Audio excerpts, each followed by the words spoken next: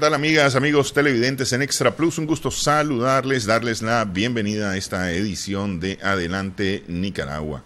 Edición en la que vamos a conversar con Manuel Espinosa Jarquín, analista internacional, justamente y a propósito de todo lo que está ocurriendo alrededor de Venezuela.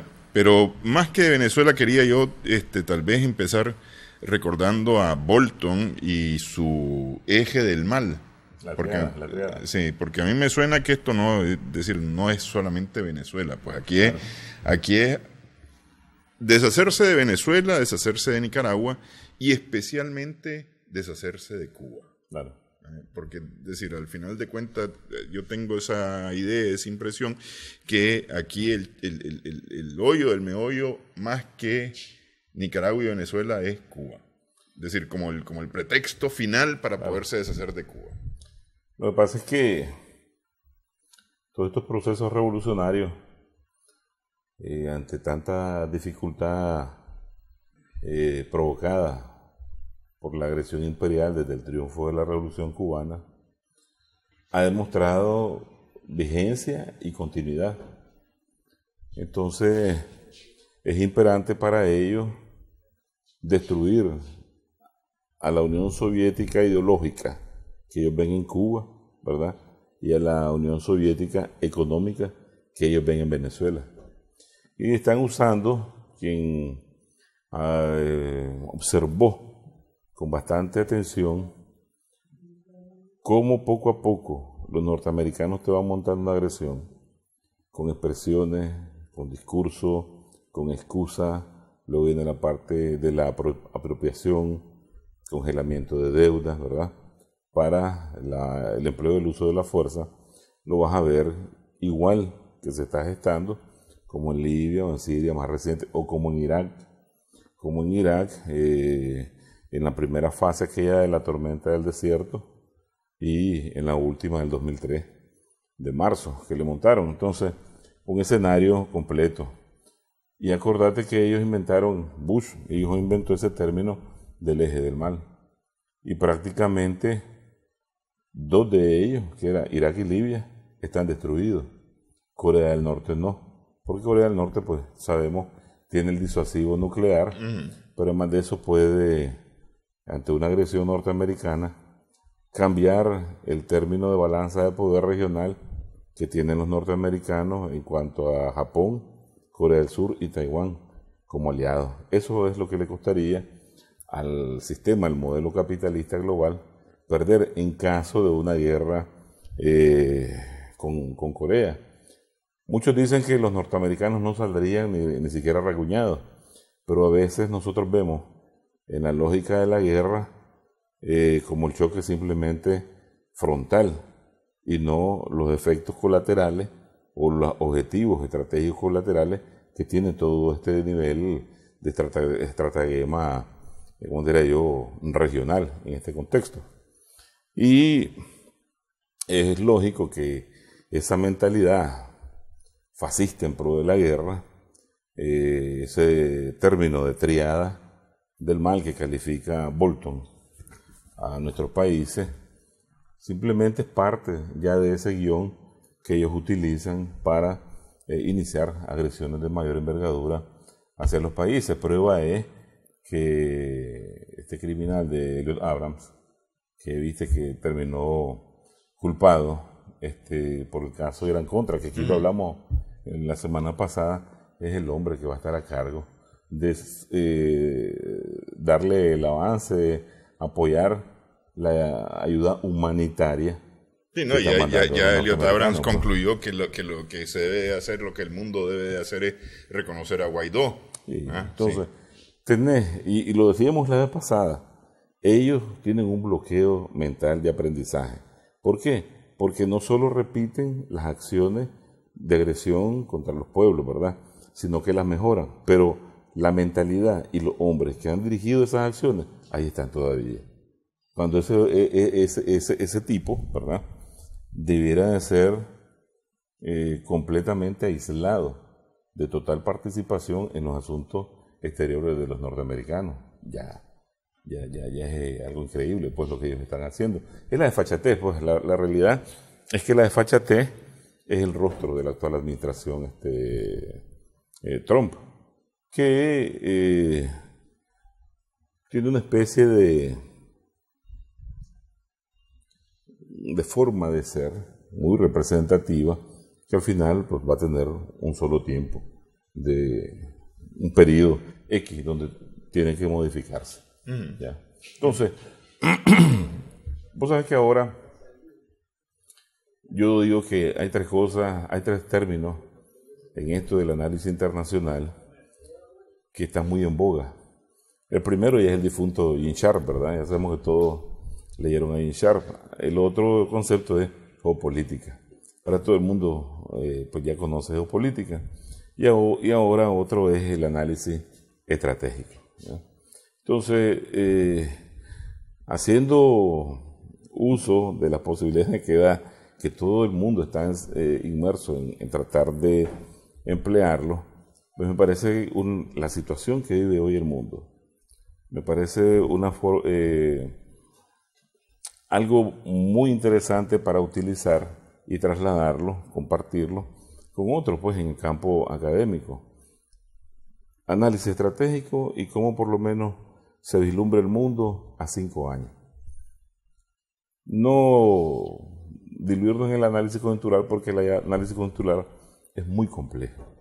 Hay muchos vectores muy dinámicos que no te permiten vislumbrar una corriente, vamos a decir, que vos desde arriba puedes ver dónde puede estar el doblez del río, ¿verdad? Sino que es muy rápida la corriente y muy difícil de examinar. Ok, pero 5 años no es un tiempo demasiado largo para el análisis, justamente pensando en todos esos vectores que en el aspecto coyuntural te van cambiando rápidamente las cosas. Te pongo el ejemplo, El Salvador. Sí.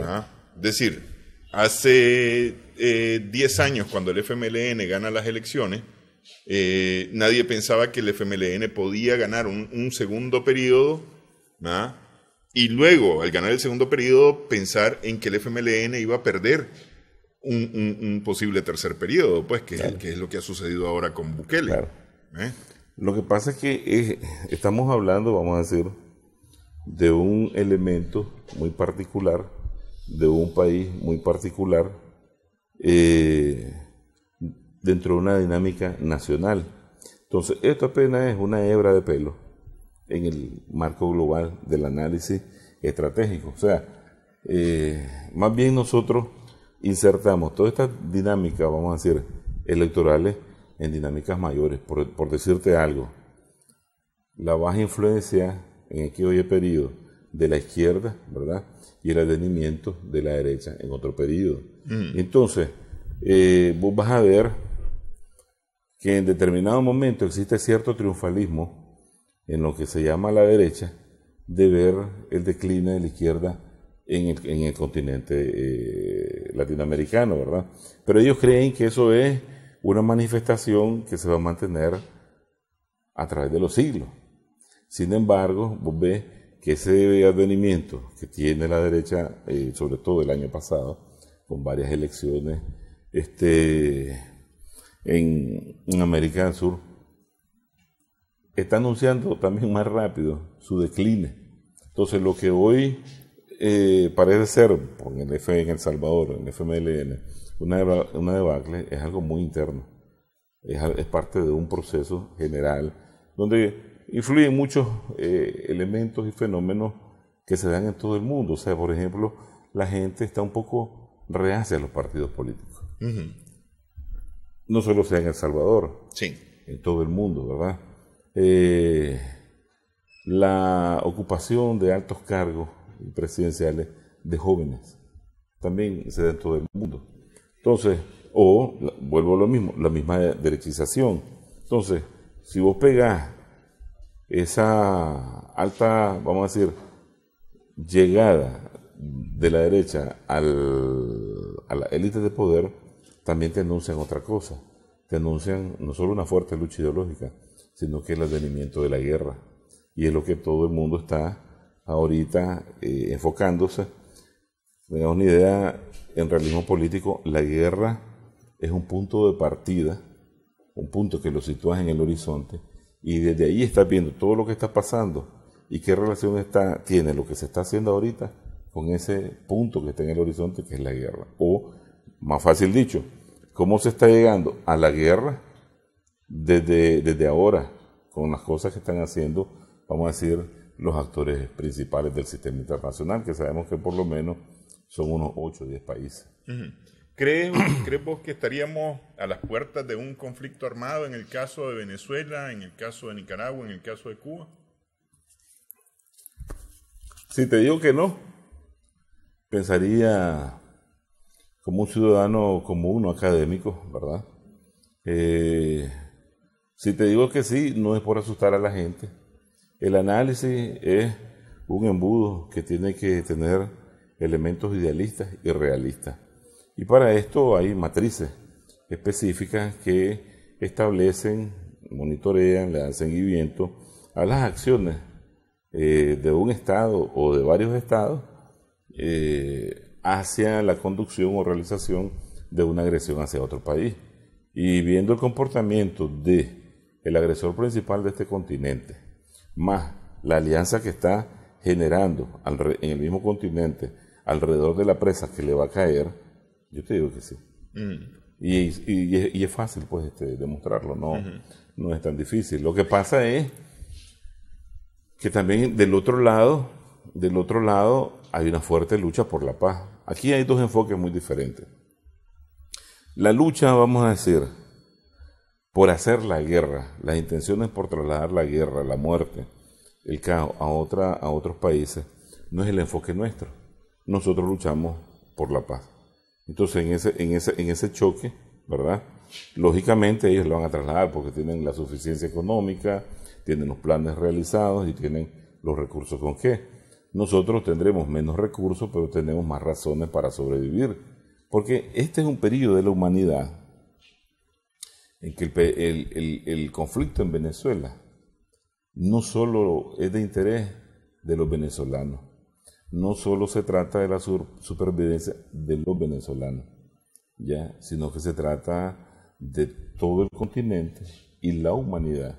Y la humanidad tiene mucho que ver y que perder si se entrega o pierde Venezuela, que no lo va a hacer, ¿verdad? Porque las tecnologías que existen, el armamento que existe, la forma en que las acciones populares ahora se realizan, no son las tradicionales ni de los 60, ni de los 70, no es aquella guerra de guerrilla, es mucho más volátil, mucho más rápido y pueden cambiar de una forma, de una guerra asimétrica, la correlación de fuerza. Por decirte algo, uno de los principales vectores analíticos que los colegas analistas, los estudiosos, los académicos, al tratar de interpretar el orden mundial actual, que tienen que tener en cuenta es la situación interna de los norteamericanos. Ellos te van a decir que están más poderosos que nunca, ¿verdad? Sin embargo, esto no es así. Tienen una relación caótica. Pero claro, aquí vos tenés que hacer un análisis. Esto es creado, ¿me entendés? Realmente Trump ganó porque es Trump y no tiene nada que ver con el establishment. Realmente el establishment está en contra de Trump. Porque también aquí nos casamos mucho con lo que dicen los medios. Nadie niega, nadie va contra la corriente. O ganó por la interferencia rusa. O ganó por... Ahí voy. Entonces, mira, sí es cierto que él ganó porque es Trump, ¿verdad? Y que el establishment realmente no está con él. Entonces él está en alitas de cucaracha. Y él puede, aquí está la especulación analítica, aquí está lo que nosotros llamamos en términos de análisis los cisnes negros. Un cisne negro es lo que vos nunca esperás que te salga, pero es probable que te salga. No lo esperás, pero es probable que te salga. Y si te salió, te arruinó la fiesta. Entonces, si realmente él está en contra del establishment y el establishment le quiere dar el impeachment y ni siquiera que sobreviva o que se reelija, ¿verdad? Él está en una situación muy difícil. ¿Y qué pasa si por andar firmando la guerra contra Venezuela, ¿verdad?, le mandan un mensajito donde esa duda que se teje sobre él, sobre que las elecciones la ganó por la influencia rusa, se aumenta y se da muestra más de credibilidad? Su impeachment es inminente. Entonces, por andar provocando una guerra, puede perder rápido su administración. Pero no solo es que él sale y no pasa nada en la sociedad norteamericana. Ahí hay una lucha de poder enorme. Entonces, de esa forma, no sé si me pude explicar, asimétrica, una gotita de una medida activa le puede a ellos estallar y hacerles mucho daño. Entonces, él debería, claro, vos lo mirás que él se conduce porque él responde al complejo militar industrial, él responde a los monopolios petroleros y tiene que darle un cordero, una presa. ¿Para qué? O para que se pueda reelegir o para que pueda sobrevivir. Sí, porque es que lo que te iba a decir es que de alguna manera Trump es el administrador de un programa, de un proyecto que ya está diseñado y que se debe de cumplir al pie de la letra de una u otra forma, y donde los que toman decisiones no es exactamente el poder ejecutivo ni siquiera el poder legislativo en los Estados Unidos. Son los grandes intereses los que toman las grandes decisiones dentro de ese país. Y él tiene que cumplirla, al igual que estuviera Marco Rubio o la Hillary. Ellos simplemente están ahí para firmar las causas de la guerra que van a alimentar a ese complejo industrial y al monopolio petrolero. Así es. Entonces, hay guerras asimétricas y eso puede inclusive hasta parar la misma guerra en Venezuela. O sea, tampoco Venezuela está sola, pues tiene amiguitos, como se dice. Ok, vamos, hacemos una primera pausa en esta edición de Adelante Nicaragua. Estamos conversando con Manuel Espinosa Jarquín.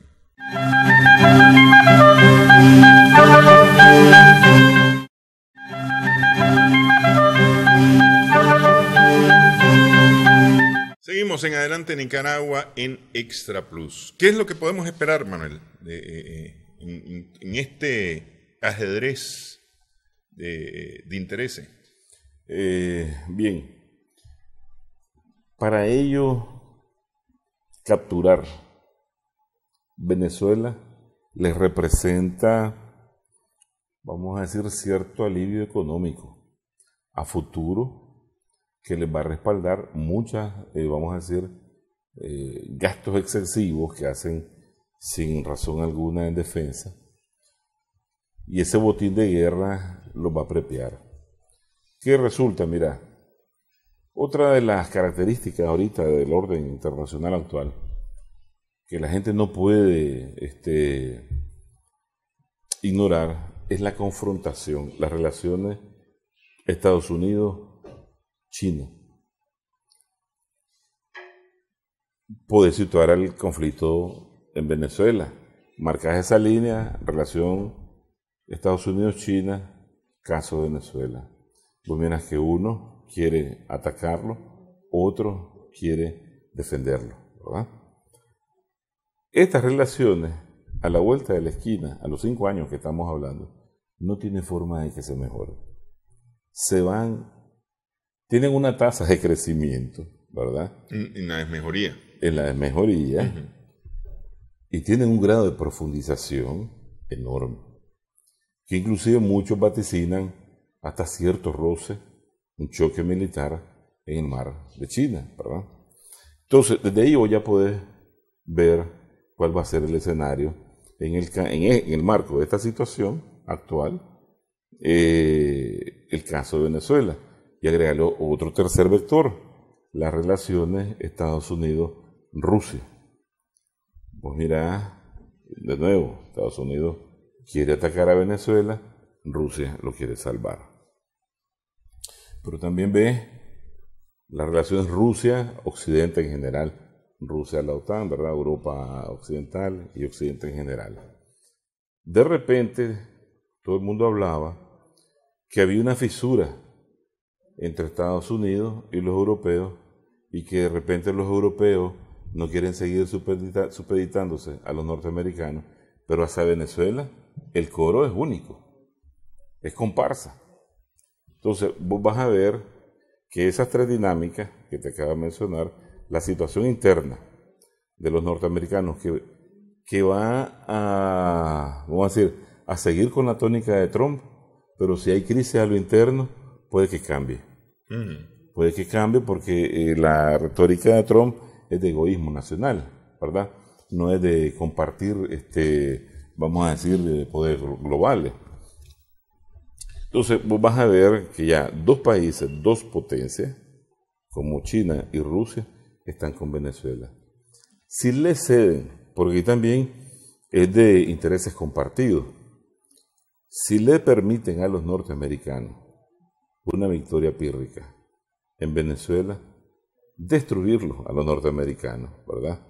Se les hace más largo, porque más bien saldrían fortalecidos, con la segunda reserva más grande de petróleo, con la segunda reserva más grande de oro, etcétera, etcétera, todos los materiales, los recursos estratégicos que conocemos. Entonces, es imperante para estas potencias que te mencioné detener a los norteamericanos ahí. Que no suceda. Vas a ver otra, vamos a decir, relación, que el caso de Venezuela, el caso de Siria, el caso del régimen de sanciones que tienen los norteamericanos y hacia China y hacia Rusia, ¿verdad? Así como vamos a detallar la renuncia unilateral de los norteamericanos para mantenerse en varios instrumentos multilaterales, inclusive aquellos que tienen el formato del armamento nuclear, ¿verdad? Hacen que las alianzas, y ese es otro patrón que hay que ver, las alianzas se estén fortaleciendo. Le hace alianza de la OTAN, avanzando hacia Europa Oriental, frente de Rusia, y le hace la alianza Estados Unidos, OTAN y países asiáticos, porque también China es otro caso de confrontación en el Oriente Lejano, pero también tenés la alianza militar Rusia-China. Entonces, Venezuela se está dando en un contexto, ya te nombré, de 4 elementos que le dan rostro a la coyuntura internacional.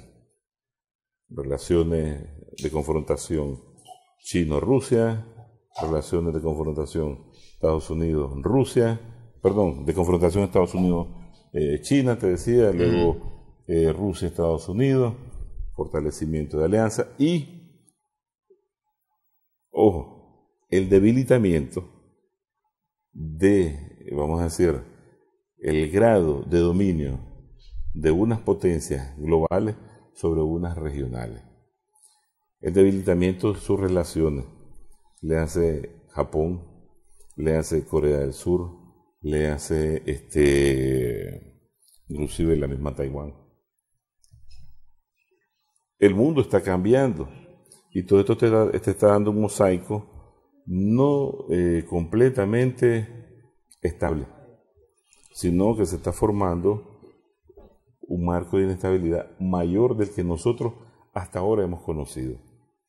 De ahí que si estas relaciones de este primer paquete que te hablo, que son cómo se están conduciendo entre sí los principales países del sistema internacional, puedes agregarle a otro paquete, que es los procesos que se están dando en el sistema. Primero, hay un reformateo del modelo liberal, del modelo neoliberal. Si lo asocias al primer punto que te decía, la situación de crisis en la política norteamericana interna, si Trump continúa, el modelo liberal se mantiene o se va a profundizar sus contradicciones, porque hasta ahora has visto que producto de la conducta de Trump, vamos a decir, de su política exterior, los europeos se resienten, sí, ¿verdad? Pero si le dan el impeachment, regresan los norteamericanos a un formato multilateral y abandonan el aislacionismo, ¿ya? Entonces ya ves que cada cosa tiene su link, su punto de intersección. Pero ahí tenés a un, ¿cómo que se llamaba el asesor de Trump, que es el que ha estado metido en Europa y en apoyo a todos estos movimientos el ideólogo nacionalistas. Bueno, se me escapa ahorita el nombre, pero ahí tenés el apoyo al movimiento Cinco Estrellas, en Italia, yo creo a la Le Pen misma, a los nacionalsocialistas en Alemania, claro. en Bélgica, en Holanda, claro. El apoyo en Bulgaria, en Polonia, en Hungría. Sí, es ultraderechista, ideólogo del primer término de la administración Trump. Mira qué sucede. Hay un tema que es muy de prospección, y lo tocábamos rápidamente al inicio. El reformateo del modelo neoliberal solo puede ser exitoso si Occidente va a la guerra. Acordate que después de la guerra es que se establecen las estructuras principales de poder global para, por un largo periodo, dominar al planeta. Le hace el Fondo Monetario Internacional, le hace el Banco Mundial, ¿verdad? No podés. ¿Por qué? Porque te lo impusieron en determinado momento y esas van a ser las reglas del juego. Pero la otra parte quiere ya no que esas sean las reglas del juego que impere en el nuevo orden internacional que se está gestando. Entonces, por eso, vos vas a ver que este nuevo orden internacional tiene un carácter multipolar, ¿verdad? Estas relaciones entre estos países de confrontación, que puede ser mayor si le metemos el elemento de la India. La India mantiene una, vamos a decir, imparcialidad tradicional. Pero los norteamericanos juegan a confrontar a la India con China, a confrontar a Rusia con China y viceversa, ¿verdad? En propuestas de falsas alianzas, con tal de que el conflicto se traslade a otras regiones, y sobre todo ahorita que la más pujante, que es Euroasia, que lo hemos hablado en otros programas. Pero también este mismo orden internacional ya tiene o está tomando el rostro de un orden con cara bipolar, que son esas confrontaciones entre uno y otro de manera bilateral. Claro, pero en este caso uno de los polos no necesariamente es unipolar, es decir, es multipolar de una u otra manera. De la confrontación bipolar que se tienen, vamos a decir, los norteamericanos con los chinos, que es agresivo, es económico. O sea, China tiene todas las oportunidades de ser la potencia por excelencia en este siglo económico. ¿Lo van a permitir los norteamericanos? Nunca. Entonces de ahí te define que la confrontación se va a agudizar. ¿Pueden los norteamericanos permitir que Rusia tenga la capacidad nuclear de destruirlos completamente? No. Entonces, claro, la diplomacia tiene su baile, ¿no? Su retórica, su discurso, pero la confrontación va a seguir. Y Putin va a seguir anunciando nuevo armamento nuclear sofisticado, ¿verdad?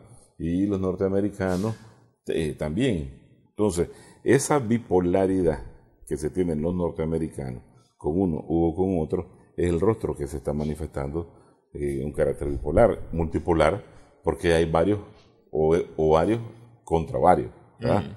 Todos entre todos, porque la alianza que se está desde ahora manifestando, no deja de ser interesante la capacidad de alianza político-militar que tiene, vamos a decir, el bando occidental, con la capacidad militar y política de alianza económica que está gestando la parte oriental.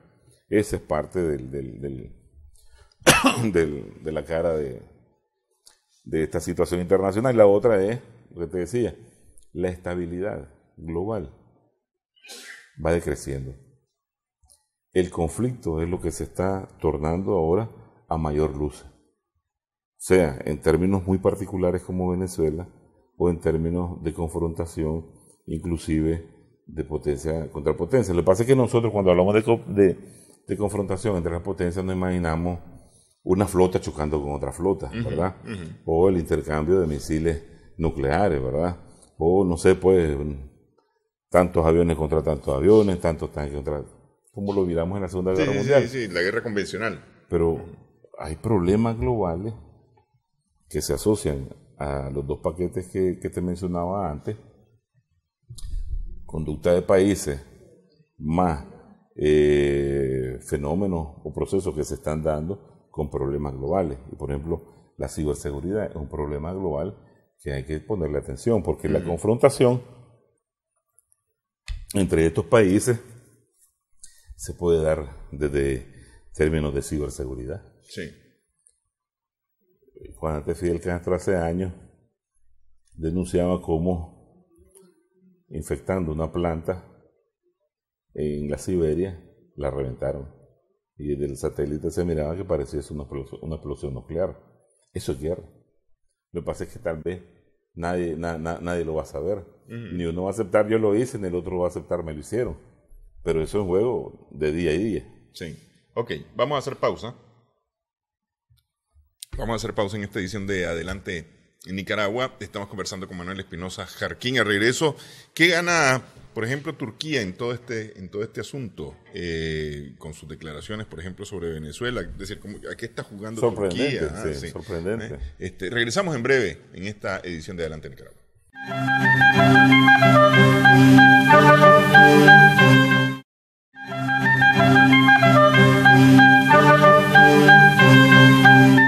Seguimos en Adelante Nicaragua en Extra Plus. Dice Cairo Amador en los programas de los lunes que hay una cantidad de vasos comunicantes en toda esta situaciones y que no se pueden ver los hechos de forma aislada. Es decir, no tratar a Venezuela solamente como Venezuela, y con el apoyo de Rusia, con el apoyo de China y los intereses norteamericanos sobre Venezuela, sino que hay que ver una cantidad de cosas. Y entre esto está la sorprendente declaración de Erdogan, el presidente de Turquía, que dice, ¿cómo vas a reconocer Claro.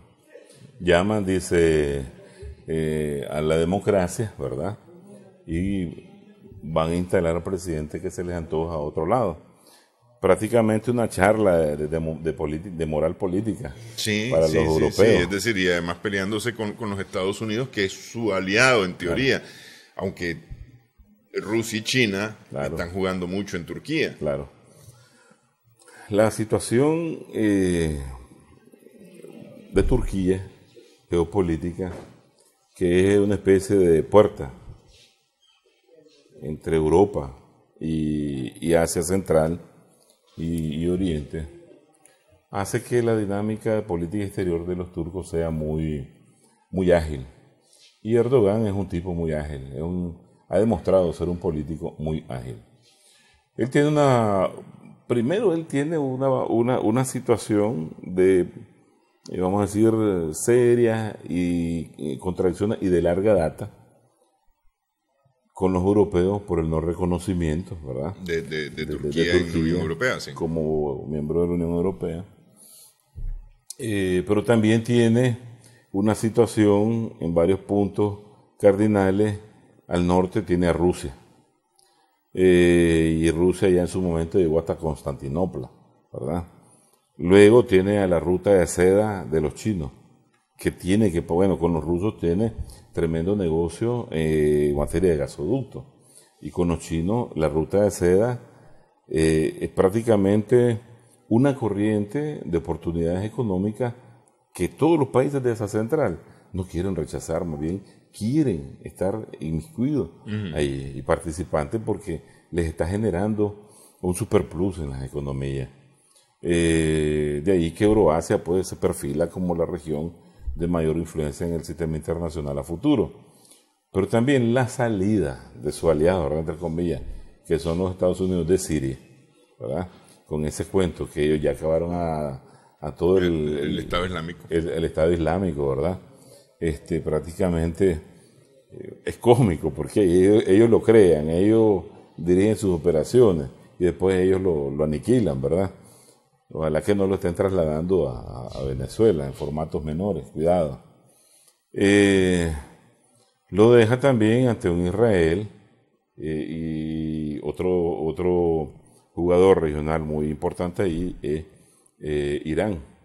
Entonces, ¿qué te va a traer? Pareciera que su discurso es una especie de cisne negro, como un país distante, ¿verdad?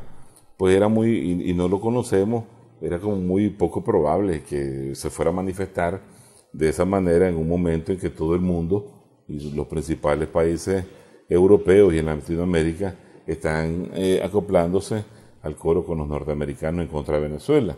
Pues aparece Erdogan, pero ahí se tiene que situar, además de que hay una lógica en la posición que plantea, incorrecto lo que están haciendo contra Venezuela, hay muchos intereses regionales con China, con Rusia, que lo hacen plegarse a la posición de Rusia y China, porque eso es prácticamente eso es, pues, pensar que ellos son independientes en el sistema internacional como lo es Rusia o es China, eso sería como mucho darle pues, a los turcos. Ellos son vamos a decir, una potencia regional con capacidades limitadas y con serios conflictos internos, con el Kurdistán, por ejemplo, con la misma Siria, con los mismos israelíes, etc.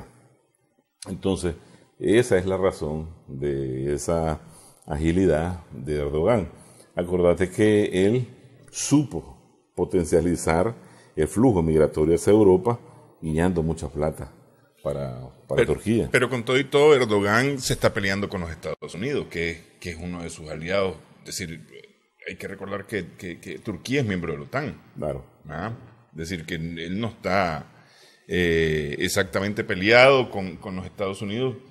Y tal vez por eso es que es más sorprendente que su posición sea no reconocer o contraponerse a la posición de los Estados Unidos. Pues. Hay otra cosa. Ve.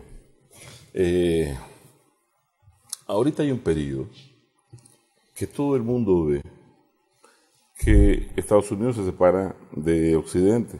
Inclusive has escuchado que hasta dicen, hasta de la OTAN nos vamos a salir, ¿verdad?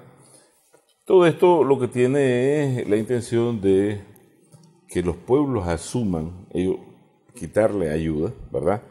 Plata que invierten en esa alianza político-militar y los pueblos de esos países, ante el miedo de la amenaza rusa, le permitan a sus países abusar más del heraldo público, ¿verdad?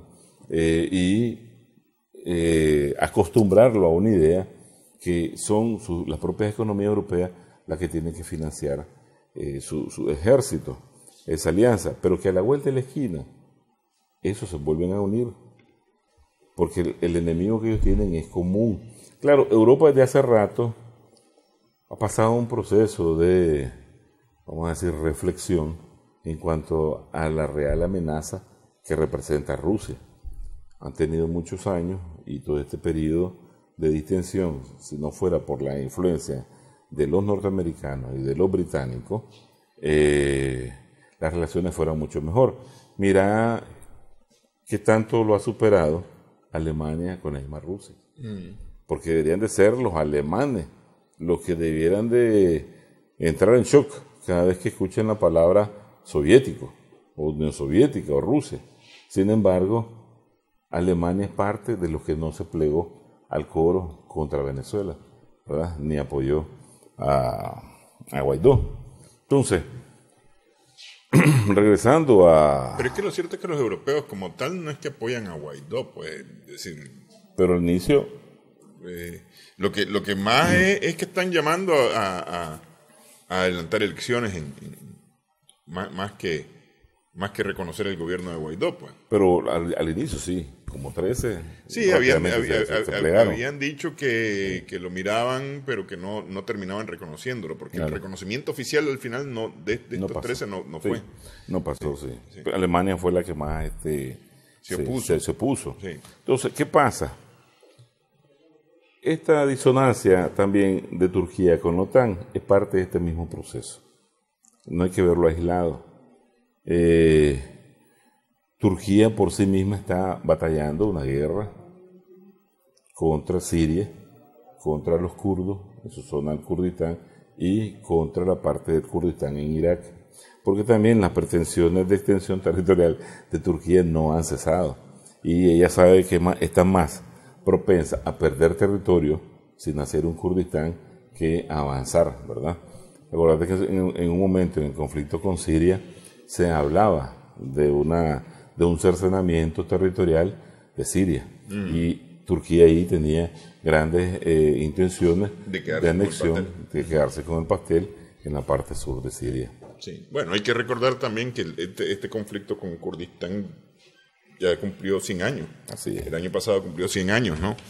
Cuando decidieron las naciones que no eran unidas todavía, decidieron que Kurdistán desaparecía para crear otras naciones, ¿no? Claro.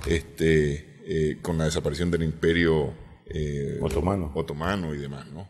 Bueno, claro. Vamos, hacemos pausa nuevamente en esta edición de Adelante Nicaragua. Al regresar, ¿qué es lo que esperan o cuáles son los intereses? Porque hemos hablado de los intereses de Estados Unidos y cuáles son los intereses de China y de Rusia en todo este asunto. Regresamos en breve en esta edición de Adelante Nicaragua.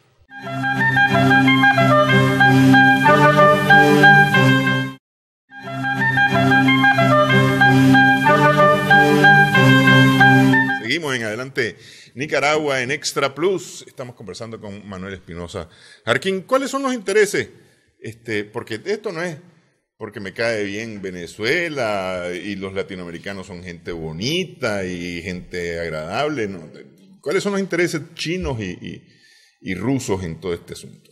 Fíjate que tu pregunta me hace recordar muchos ejercicios de casos y problemas que nos planteaban los profesores cuando nosotros estudiamos diplomacia y elaboraciones de planes estratégicos con la utilización de la diplomacia.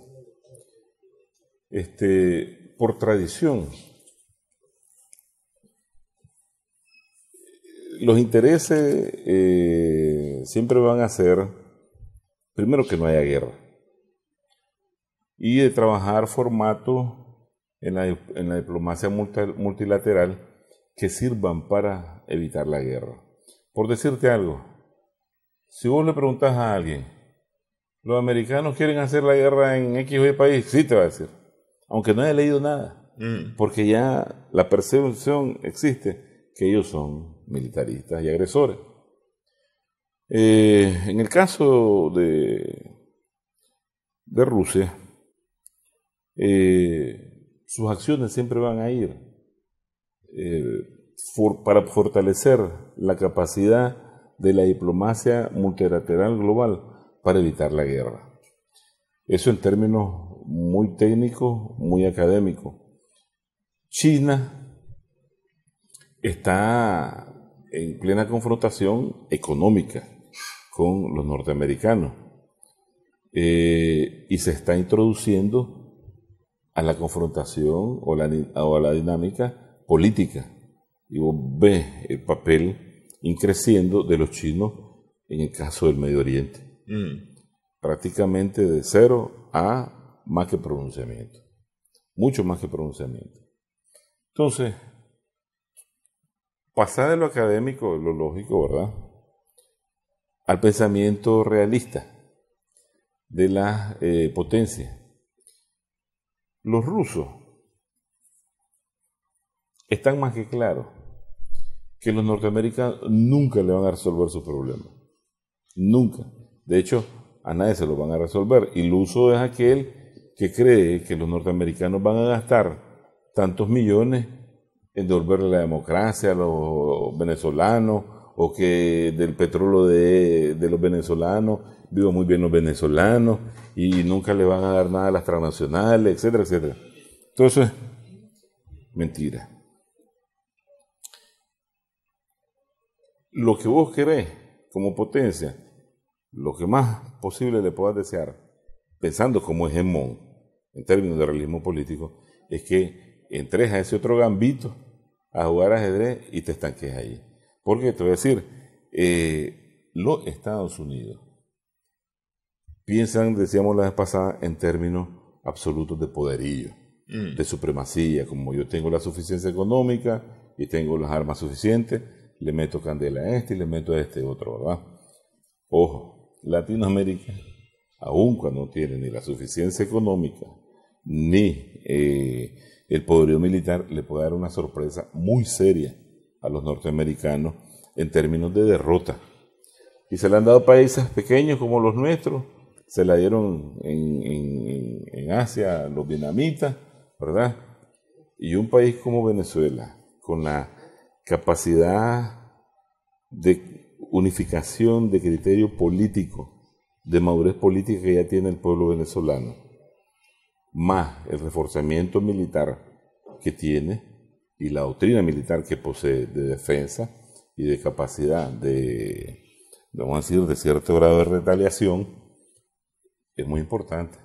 Entonces, China y Rusia tienen asegurado el estancamiento de los norteamericanos no solo en el teatro venezolano, en todo el continente, producto de su propio impulso injerencista e intervencionista. Pero además de claro, eso no lo vas a escuchar nunca en el discurso de un estadista, pero en términos de estrategia, vamos a decir, geopolítica, es lógico que vos lo que deseas es que tu adversario se desgaste y se desgaste y se desgaste y se estanque. Acordate la doctrina del Che Guevara. Ok, pero además hay intereses económicos aquí de por medio, porque es decir, esto no es Haití. Venezuela no es Haití, claro. Es decir, un país extremadamente empobrecido. Claro. Venezuela tiene petróleo, tiene minerales, es decir, no es, y además es la segunda reserva de petróleo del mundo. Y oro. Sí. Ahí apareció la intervención de ese congresista norteamericano, dice, estamos dando 158 millones de dólares para utilizarlos militarmente. No, dice, perdón, para ayuda humanitaria, ¿verdad? O sea, a veces no cabe ni siquiera, no es necesario ni siquiera repetir que la política norteamericana nunca ha sido ni será altruista.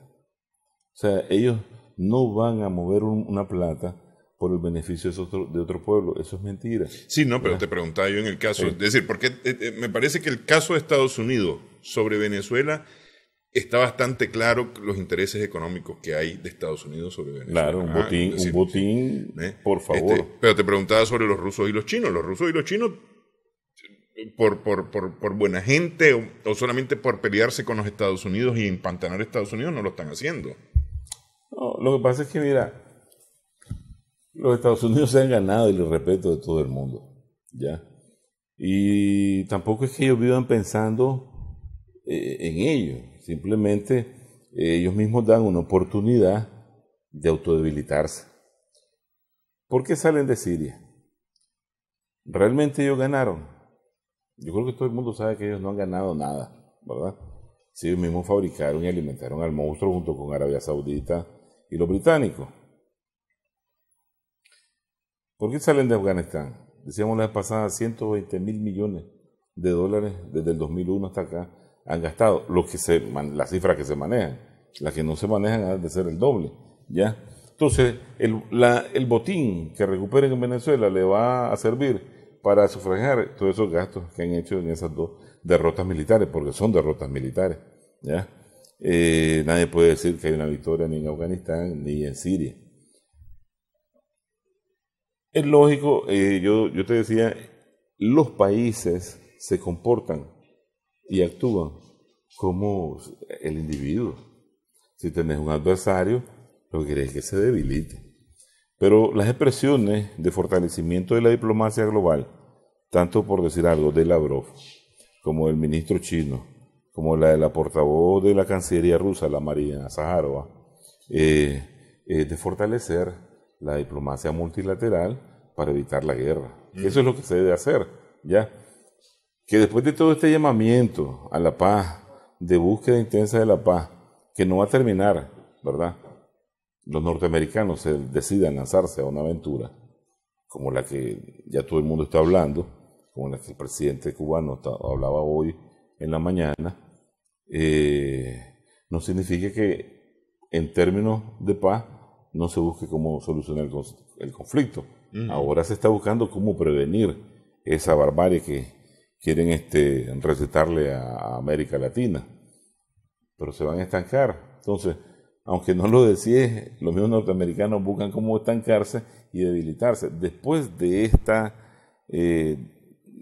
todo lo que han venido haciendo, y si todavía se lanzan a Venezuela, su historia de ignominia no va a variar ni un ápice a favor, va a ser peor todavía.